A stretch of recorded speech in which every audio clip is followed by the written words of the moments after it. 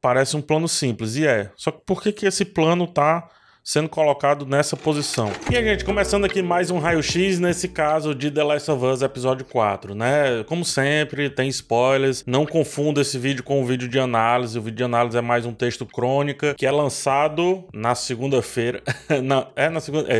Exatamente, na segunda-feira de manhã. Esse daqui é o raio-x, onde a gente vai se apegar um pouco mais à cena, composição de cena, falar um pouco mais da parte técnica mesmo, que muita gente reclama que não tem tanto lá. A gente traz pra cá nesse vídeo mais despojado, até mais professoral e tudo mais, né? Enfim, é um aviso importante, tá? Meu livro no Catarse, A Casa do Dragão, Roteiro Falado, primeiro livro que eu tô lançando com o que foi escrito, né? As crônicas e os textos que foram escritos lá pra Casa do Dragão, repaginados para livro e também com mais textos, né? Com textos de apoio, alguns assuntos inéditos sendo trazidos lá pro debate. Já batemos os 100% em 3 dias, um sucesso absoluto, me surpreendeu bastante, porém tem as metas estendidas que servirão para melhorar o livro, inclusive para as pessoas que já adquiriram dentro desse 100%, entendeu? Então todo mundo vai ter um livro melhor caso as metas estendidas elas sejam avançadas, né? Como ilustração, luva, acabamento e etc. Enfim, outro ponto, antes de continuar também, leia os comentários desses vídeos, eles estão simplesmente espetaculares. As pessoas parecem que estão instigadas a interpretar junto comigo e estão aderindo muito ao que está sendo falado no vídeo.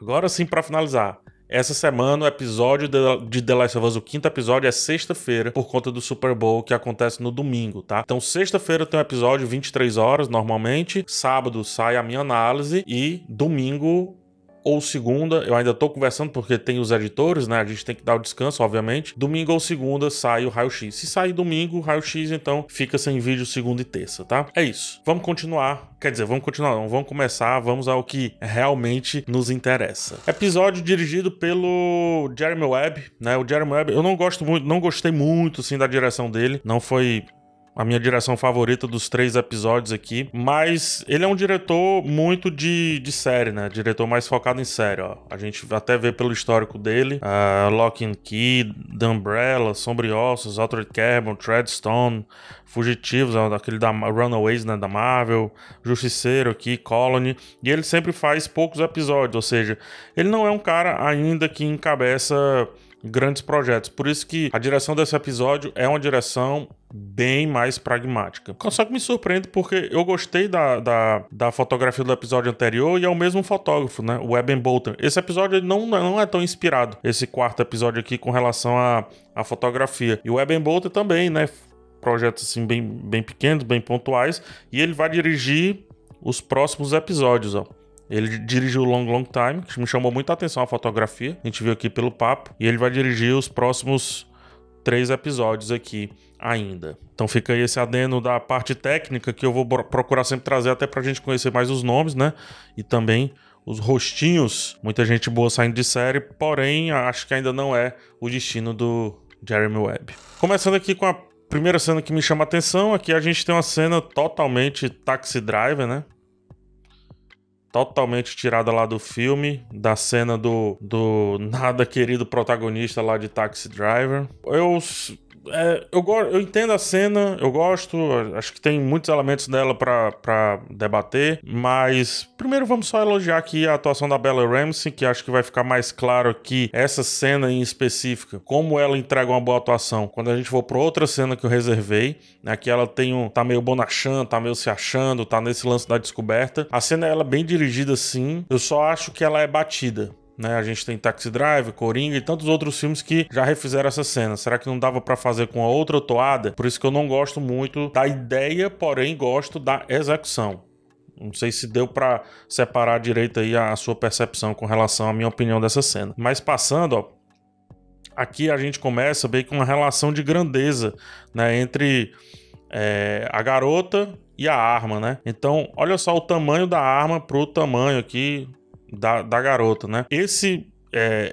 Essa relação, ela é um pouco mais exagerada nessa daqui. E aqui, assim, para mim, um frame, né? Um plano bem artístico mostrando o tamanho, né? Eu até falei lá no vídeo, o tamanho de um projétil que pode tirar uma vida, né? E aí, quando essas duas cenas são colocadas em perspectivas, a gente vê que esse é o assunto que está sendo tratado aqui, além do assunto descoberta. Pode parecer jocoso, mas não é, gente. A gente tem que fazer esse trabalho. Ela tá no banheiro, né? Banheiro para adolescente é um caso bem sui generis, sempre. Então ela tá passando por essa descoberta aqui no banheiro, né? Escondido, obviamente. E aí a gente tem aqui o elemento espelho, né? Que fica aqui no canto. Essa cena e essa direção, no geral, apela para uma pegada muito sensorial, né? A descoberta, ela é sensorial. Ela passa pelo ouvir, pelo toque, pelo cheiro, por todos os sentidos. E a gente vê isso acontecendo nessa cena. Então aqui tem ela se vendo, ela se enxergando. Seguimos com ela sentindo aqui, né, o projétil, a bala. Ela pega no revólver, ela tenta sentir cada minúcia ali do revólver, né, do revólver não, da pistola. E a gente finaliza com ela cheirando a pistola, né. Quem, enfim, infelizmente já pegou em arma sabe que tem um cheirinho também por causa da lubrificação, né. Tem um cheirinho estranho, meio WD-40 assim e tal. Então aqui toda a pegada sensorial da cena terminando com ela, inclusive, usando o olfato. Então passa pela visão, que é o lance do espelho, passa pelo tato, que é o lance ela sentindo, vendo a bala, né, o projétil, a pistola e tudo mais, e o olfato aqui terminando, mostrando que essa nossa garota, ela tá realmente no amadurecimento, que esse tema já vem, acho que desde o episódio passado. Nesse episódio fica mais claro quando pega o lance da revista, quando pega também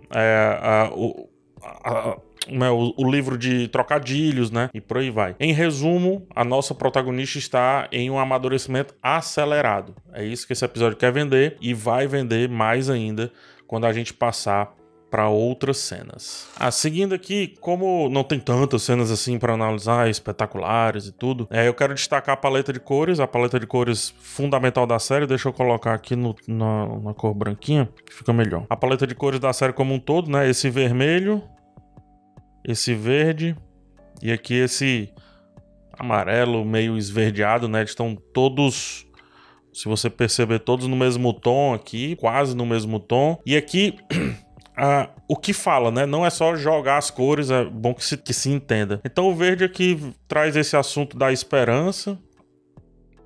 O vermelho traz esse lance do perigo, né? Então traz esse assunto do perigo. O amarelo eu acredito que seja mais uma cor complementar aqui, mas o amarelo também é associado a questões de doença e tudo, né? Pode ser por isso. Só que perceba que o tom de todos eles... Deixa eu tirar aqui tudo. O tom de todos eles não tá no tom geral, no tom saturado, né? Então é um perigo, mas é um perigo já controlado aqui pelo tom de vermelho. Não é aquele vermelho gritante. É esperança, mas também é esperança que não é tão igualmente gritante, né? Ela não chama tanta atenção, porque por mais que haja aqui um lapso de esperança, muito baseado obviamente na Ellie, ainda tá surgindo, né? Esse amarelo também pode ser esse lance da doença mais controlado. Só que também tem outro ponto que é muito importante. Esse daqui geralmente são tons militares, né? Os tons militares não são tão saturados, até para se misturar com a natureza. E finalmente o verde é a natureza em si também, né? Então, aqui, nessas três cores, meio que tá contando a história e a ambiência, né? A ambientação da série como um todo. Passando por outra cena, ó, a gente vê pelo menos 2 dos 3 tons, né? Então, o vermelho, que tá bem aqui, né? No detalhe da camisa dele. Aí a gente tem o verde militar, que também tá presente, né? O amarelo vai mais compor o cenário, por aí vai. E aqui... eu gosto dessa cena, só para terminar esse tema, esse assunto, porque quando coloca uma cor azul, ela destoa bastante, né? Então tem muita coisa acontecendo aqui no cenário, mas é engraçado como coloca uma cor azul, ela que vai chamar mais atenção e os seus olhos não vão conseguir desgarrar desse carro, pelo menos nesse plano aqui em específico. Então só para mostrar um pouquinho de paleta e como a paleta tem que resolver a história, né? Até no episódio passado eu vacilei porque eu mostrei o lance dessa camiseta dele aqui que tem um pouquinho de vermelho, tem muito verde e um pouquinho de vermelho, e eu não relacionei ao fato de que ele tá aos poucos aceitando a Ellie, né? Por isso que o vermelho tá aqui presente, mesmo que na sutileza. né, aqui na camisa dele, na camisa interna dele. E, enfim, como eu tava falando, a cor, ela tem que resolver a história, né? Tem que ajudar a história a se resolver. Essa é a frase correta. E também é a questão de identidade, né? Pra não ficar toda cena papagaiada com cores diferentes aqui. E nesse caso, não é isso que tá acontecendo. Vamos seguir. Aqui, na hora eu vi, eu disse... Mas de quando é o episódio... Ah, lembrei, 2003, né? Então, só os filmes que estavam passando no cinema aqui. É bem rapidinho isso aqui. Underworld, tava passando no cinema. E Matchstick Man. Trouxe os pôsteres aqui. São esses os dois filmes que estavam passando. Underworld, os dois filmes estrearam em 2003, né? Mas também tem escolhas muito peculiares desses filmes, assim. Porque eu acho que eles nem precisariam ter essa cena se não fosse... pra ter também alguma intenção dentro da história. Aí você vai dizer, pô, PH, é por acaso. Não é. No Matchstick Man, eu acho que é Os Vigaristas. A gente tem o personagem do Nicolas Cage aqui. Ele descobre que tem uma filha, né? Não, na verdade, se reaproxima da filha, mais precisamente falando. Ele se reaproxima da filha e a filha, a princípio, começa a atrapalhá-lo. Começa a atrapalhar os seus golpes, seu esquema de golpes. Só que depois ele descobre, né, junto com o personagem aqui do Sam Rockwell, que ela vem ajudar, na verdade, que ela pode ajudar. Ora, e esse não é um tema desse episódio? Esse não é um assunto, melhor dizendo, desse episódio? A gente começa com o Joel rechaçando, achando que a menina é só uma carga, só que ela consegue entrar em locais que o Joel não consegue, ela consegue trazer uma leveza pra cena que ele não consegue, ela consegue ser um ponto de esperança que ele havia perdido, então é um assunto muito parecido aqui, tá? E aqui nem se fala, né, gente? A gente tá num mundo completamente diferente do nosso, Underworld, que é esse filme aqui que tem os vampiros e lobisomens e tudo, e a gente tá nesse mundo completamente dominado por outras raças e tudo, e se aventurando ou tentando se aventurar em meio a elas, né? É muito parecido aqui, né? Inclusive lobisomem é algo que, quem sabe, volte aqui pra nossa querida The Last of Us. Então tá aqui, e aí eu vou iniciar o que é o principal mesmo, que é o valendo, né? Que é o que eu queria falar. É a ambientação, cara. É importantíssimo como eles deixam a gente, tanto com os planos detalhes quanto com os planos abertos, não sair desse mundo, não desgarrar dessa ambientação aqui e também começar a montar a próxima cena. Essa, pra mim, é a maior habilidade aqui desse diretor. Ó, vamos ver aqui, ó. Parece um plano simples, e é. Só que por que esse plano tá sendo colocado nessa posição? É pra gente começar a ver o cenário inteiro. A gente precisa entender o cenário inteiro. Isso é muito importante nos games, né? Entender o cenário pra você saber como vai se movimentar. Se você não souber o cenário, vai ficar cada vez mais difícil a sua movimentação. E aqui ele vai num plano detalhe, que é pra trazer essa sensação de perigo, com esses corpos aqui carbonizados, né? Opa! Estamos entrando numa zona perigosa. Isso acontece também nos games. A trilha sonora muda um pouco. Às vezes a câmera, na cutscene, né, ou seja, na cena de transição ali, ela vai um pouco num elemento específico para que ou seja lá a solução do seu puzzle, ou o começo do seu puzzle, ou seja, de fato, a ambientação para dizer, opa, lá vem um embate, se senta na ponta da mesa. E essa cena faz isso muito bem, tanto que combina realmente com o embate, né? Então ela combina aqui com o embate e é por isso que eu digo, às vezes a direção pragmática em série, ela é muito importante. A gente divide esse plano aqui. É muito importante a gente ter toda a noção espacial dessa luta aqui. Os dois escondidos aqui atrás e ali atrás é onde está a ameaça. Então é um plano literalmente dividido pro X1, né? Como se diz aqui, né? Então o plano do embate aqui, bem tradicional, bem dividido. Geralmente o Faroeste fazia muito aqui, né? Barricada aqui, e aí um atacando o outro daqui pra cá. Mas aqui não, eles gostam muito de fazer a partir do centro. E isso é legal porque, como a gente tá do lado deles, a gente não pode ter a completude da organização dos inimigos, né? Diferente do Faroeste, muitas vezes que os dois personagens aqui, o vilão e o mocinho, estão meio que em pé de igualdade na história. E aí eles são colocados frente a frente, lado a lado não. E aqui é diferente, a gente só tem clareza nessa metade da história aqui. Então esse plano aqui nos pertence. Esse daqui nos pertence o mínimo necessário para que a gente entenda como que vai se dar toda essa confusão. Fora isso também, isso aqui parece muito a cutscene de jogo. Primeiro organiza, mostra o cenário e depois é que parte pra ação, que é o que vai acontecer aqui. E, pra quem jogou isso aqui, acho que fica mais explícito ainda, pô, quantas vezes o Joel não teve nessa situação, atrás de alguma barricada, né? Atrás de algum elemento e tendo que ampliar a sua audição, uma vez que, inclusive, ele tem problema nela, teve que ampliar a sua audição pra compreender o perigo que ia enfrentar. Bem legal esse plano, é simples, porém vistoso. Eficiente, eu diria. Aqui a gente chega na questão da atuação da Bella Ramsey, tá? Não sei se dá pra ver, mas, cara, é porque é uma cena meio escura, eu só consegui ver depois, inclusive. Ela tá até chorando aqui.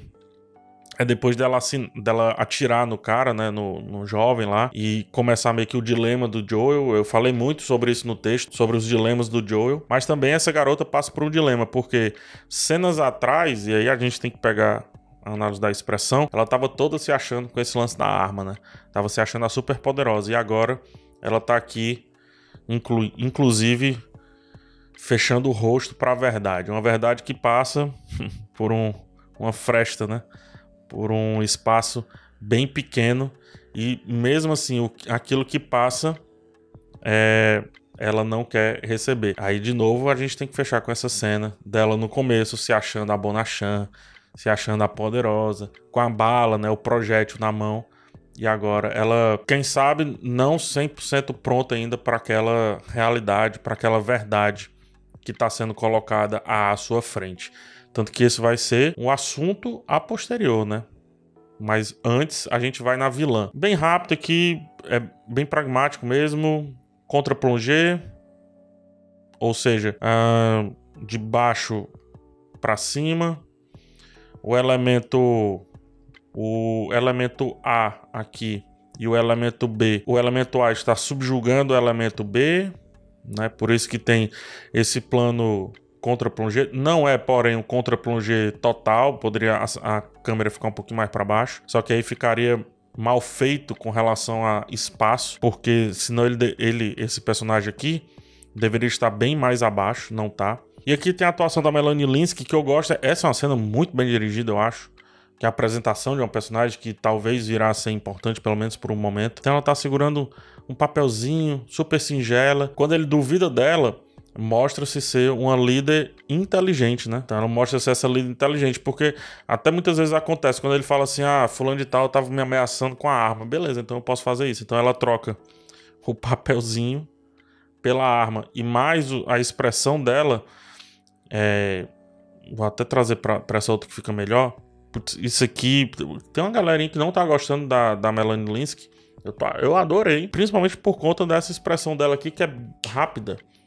Ela tá séria, tá aqui apontando a arma pra ele. Rapidamente ela tá com essa cara de choro, né? Meio que segurando ali algum sentimento de não querer estar fazendo aquilo ali. E ela é esse tipo de líder, né? Esse líder que é manso, tenta fazer as coisas by the book, ou seja, pelo papel, né? Aqui tem uma carta que foi deixada e tal. Quando não, ela vai pra arma. Porém, mesmo assim, ela sente, né? Ela não queria necessariamente estar nessa posição.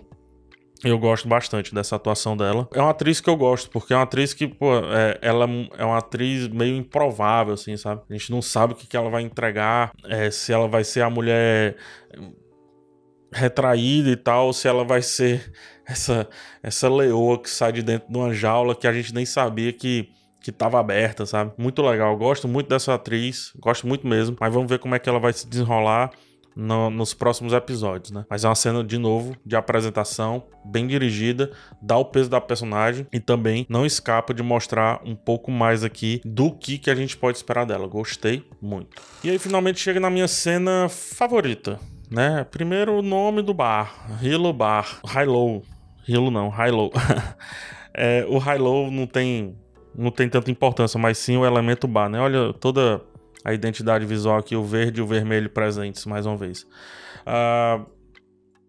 O bar é onde também se dá as descobertas, né? A gente teve o tema banheiro, mas a gente também tem o tema bar aqui, fazendo esse lance das descobertas. E, importante também, eu gosto disso, Já vi isso em outros filmes e séries, nunca tento fugir disso, é ele fechado, eu até falei na crítica, ele fechado lá com jornais. Ah, PH, mas por que jornal foi o que tinha? Não, porque tem aqui fechado com outros elementos, tem aqui fechado com tablados, e aqui eles escolheram o elemento jornal para fazer parte dessa cena, que é uma cena muito importante. O jornal aqui é, de certa forma, a verdade, né? O jornal, ele tenta lidar com os fatos, ou seja, com a verdade que a gente tem dentro daquela realidade. Então, é isso que representa o signo jornal nessa cena. O Joel olha por entre os jornais, só que só a metade, né? Ou seja, é como se ele estivesse realmente em busca dessa verdade, só que ele tá como... se segue no episódio de dilemas, tá só a metade. E aí, o tema se conclui porque a gente não a vê do lado de lá, né? Com o plano do lado de lá, ou seja, é como se ela não conseguisse enxergar ainda essa verdade, que na verdade essa verdade é a gente parte do signo jornal que traz a verdade, mas que traz o conhecimento de mundo. O jornal, para mim, tem muito essa sensação do conhecimento de mundo. E é isso que também está acontecendo desde o começo da série. Principalmente quando assume mais esse tema mais road movie, né? Ela tá tendo esse conhecimento de mundo e ao mesmo tempo protegida atrás do que ela vai conhecendo. Eu adoro essa cena. Adoro o elemento de jornal cobrindo as janelas. Tem um filme chamado Train to Busan que usa muito bem esse lance da mídia encobrindo ali os zumbis e tal. Não sei se é uma referência, que acredito que não, porque senão eles trariam para uma cena um pouco mais caótica, mas enfim, é um elemento para mim interessantíssimo aqui. E de novo, a gente tem uma relação de poder, aqui a gente vai falar de blocagem, ou seja, a movimentação da cena e tal. Então a gente tem essa relação de poder aqui, né? Dado o plano, eles não estão alinhados, ele tá acima dela, em uma hierarquia acima dela. Tá tentando desvendar esse dilema, se ele vai tratar essa garota como um adolescente, não, um adulto precoce, se ele vai dar ou não a arma e tal. E aí, quando ele assume fazer isso, ele vai literalmente para o nível dela, né? Então, ele agacha. E é muito interessante isso, porque, como eu falei, a gente falou muito dessa questão sensorial no começo aqui do vídeo, do olfato, do olfato, da visão e do tato, né? Uma questão muito ligada à primeira e segunda infância, que eu até falei no texto. E, quando você vai dar uma bronca numa criança, quando você vai conversar, quer que seja, é importante que você saia dessa sensação de poder, né? Ou seja, se você estiver sentado e a criança no chão, você vai pro chão junto com a criança, ou traz a criança, né, pra sua altura. Se você vai dar uma bronca ou alguma coisa, você ajoelha para ficar na mesma altura aqui da criança, que é o que é feito aqui, só que nesse caso quando vai ensinar, né? Então quando vai ensinar, ele sai desse pedestal e se põe um pouco mais à altura da Ellie. Muito, muito bacana esse plano, que se conclui, é um tema que se fecha com ela invertendo as posições, tá vendo? Porque ela agora que tá nessa sensação de poder desse homem que não tem o mesmo preparo físico do que ela, só que agora é ela quem estende a mão. Antes foi ele quem estendeu a mão saindo nessa posição. Eu não tenho a próxima cena porque não precisa, porque na próxima cena ela levanta ele e aí eles voltam a ficar na mesma altura. Porém, tudo só termina com a última cena. Tá bem escuro, eu vou pedir desculpas, inclusive vou marcar aqui ele. Vou marcar aqui ela, tá? Então a gente vai lidar assim com essa cena. E aqui nesse caso, os dois, né? Como eles estão deitados ali, ela mais pra trás e ele mais pra frente, os dois finalmente estão alinhados na mesma horizontalidade, né? Eles estão alinhados na mesma horizontalidade, então eles chegaram a um platô nessa relação. Começaram a chegar a um platô nessa relação, que é justamente quando ele baixa a guarda, né?